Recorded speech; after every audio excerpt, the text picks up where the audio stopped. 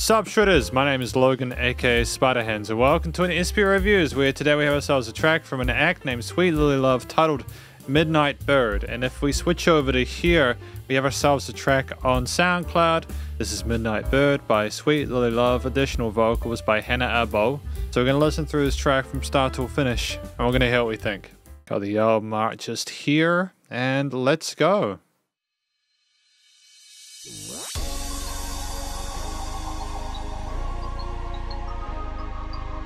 It's gorgeous immediately, with these wonderful atmospheric synths.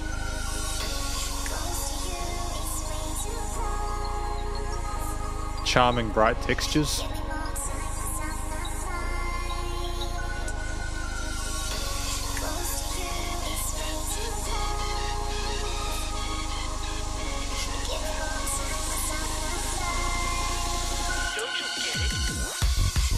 And actually the production's solid, man.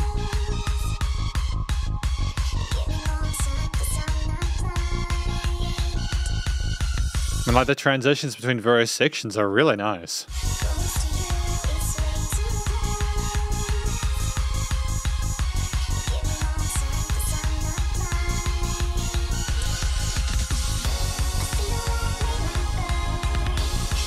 Nice variation with the kicks.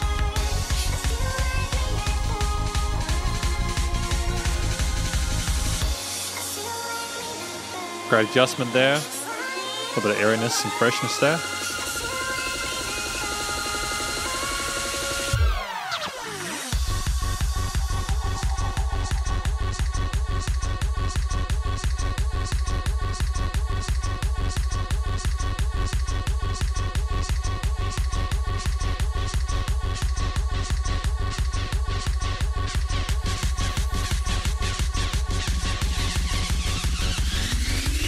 I mean, there's just so much variety within an hour and within a minute and 40 seconds, should I say. And that's really important.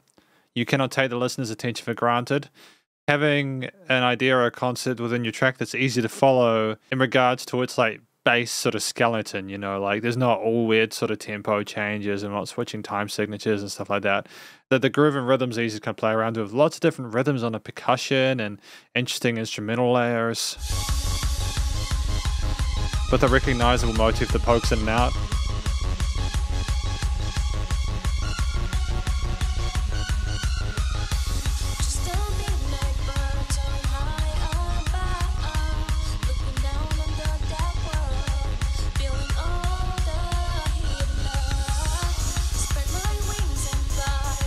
Nice use of offbeat hi-hat accents there.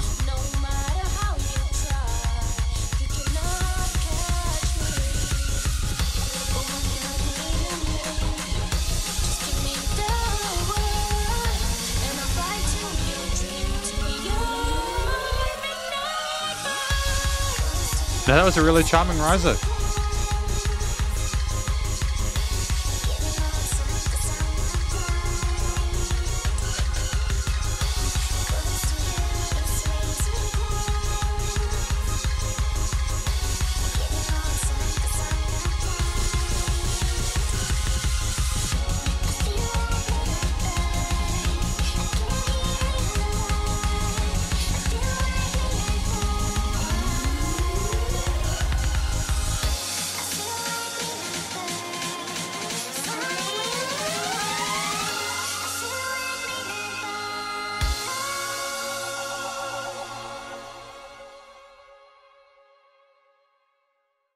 I think this is probably one of her best tracks yet, if I'm honest. One of Sweet Lily Love's best tracks yet.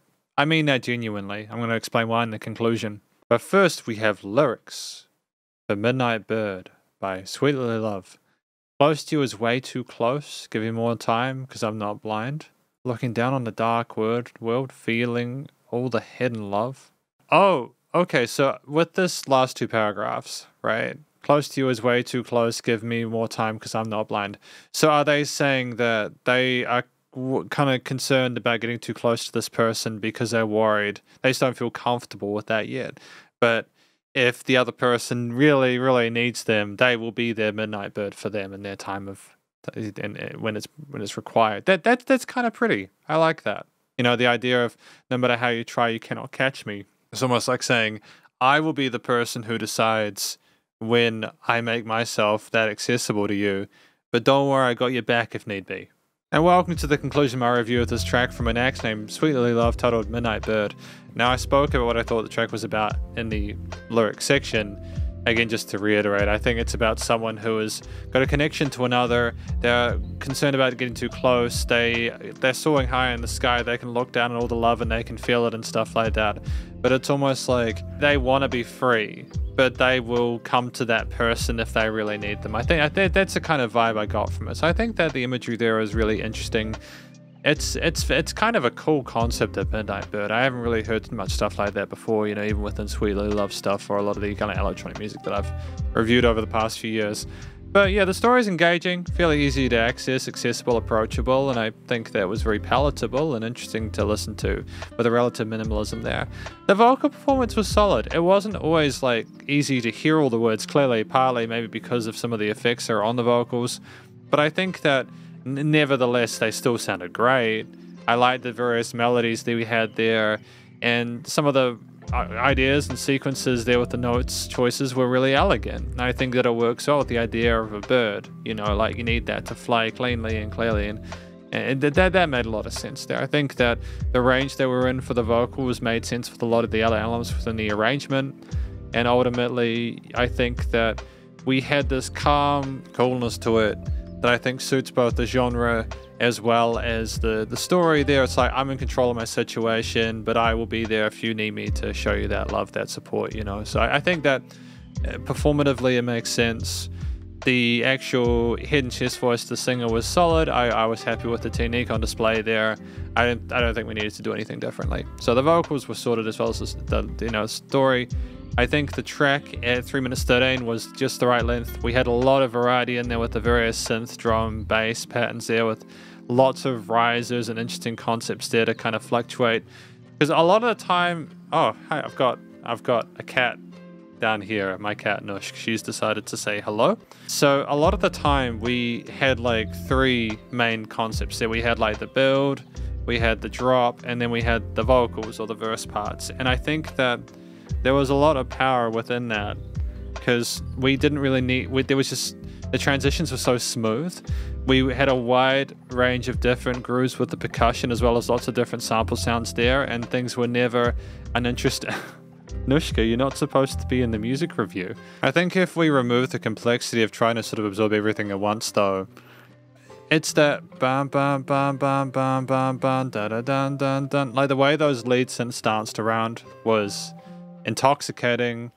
The chord note accents on those drop parts where the bass was just pummeling you with a nice balance as well, the 808s in addition to some of the synthy ideas we had in the intro as well as in everywhere else. The bass was nicely controlled. I was really happy with the production overall, but it's also a great use of note choices. And the chord progressions and harmonies, we avoided any sort of like really kind of sharp, unwanted textures there because we wanted it to be a really pretty sounding song, and so the harmonies made sense there.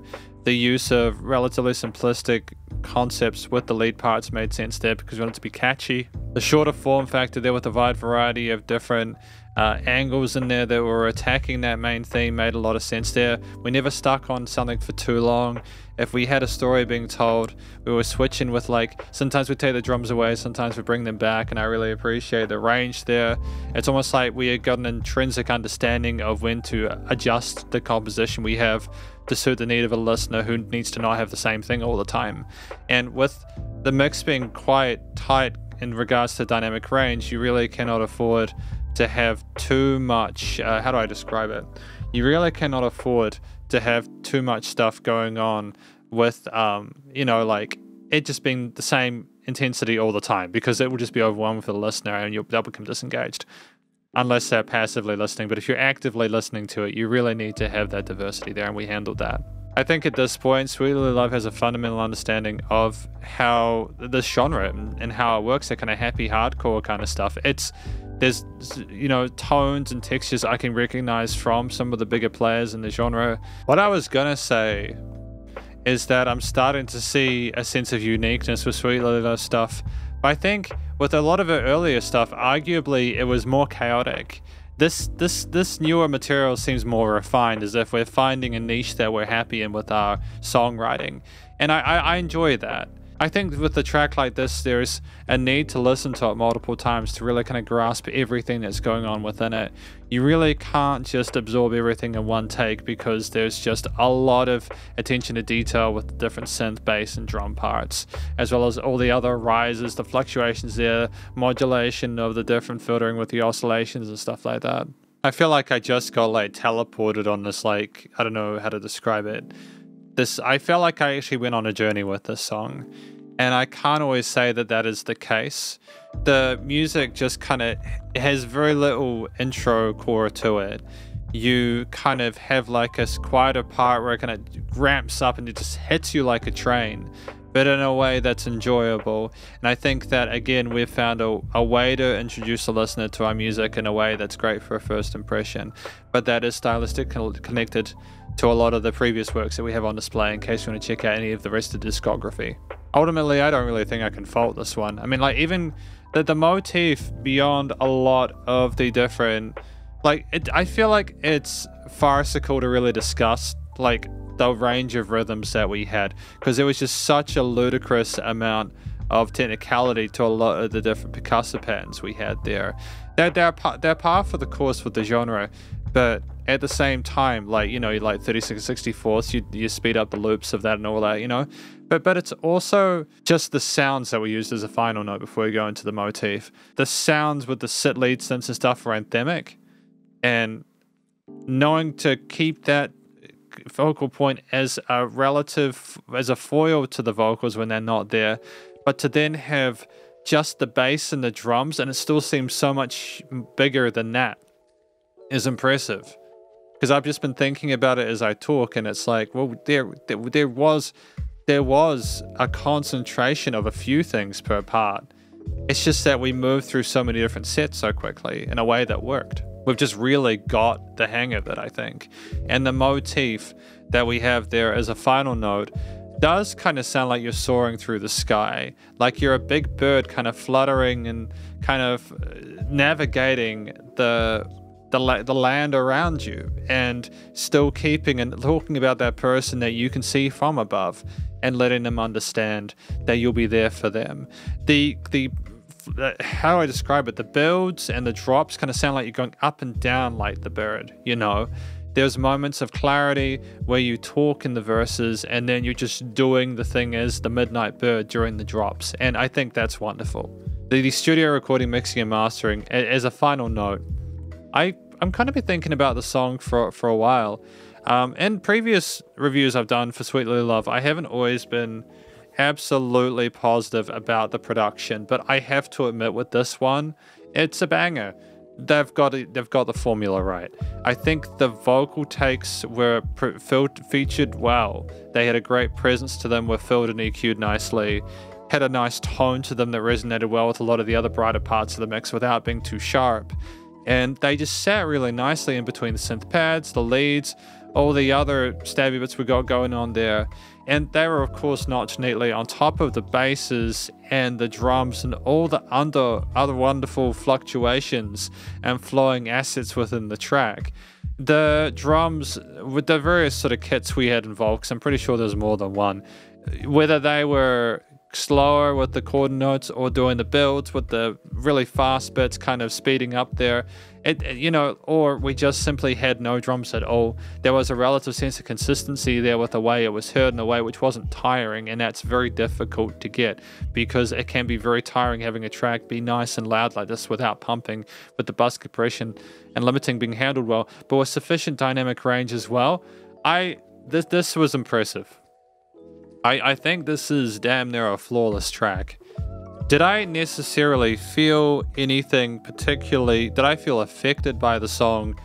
Not necessarily. I can't relate to being the Midnight Bird. But what I can appreciate is the fact that over the time that I reviewed Sweet Little Love, there's been continuous improvement. Not that we're in a bad place to begin with. We knew we were doing very, very well. But it's at a point now where I listen, I go, I don't really know what we could do to make it better. It's just simply, I suppose, continuing to build our identity as a musician, as an artist, and continue to make meaningful music. there was automation and panning of like the way things sounded. You know, like we clearly understand our the DAW stuff for post-production to a T.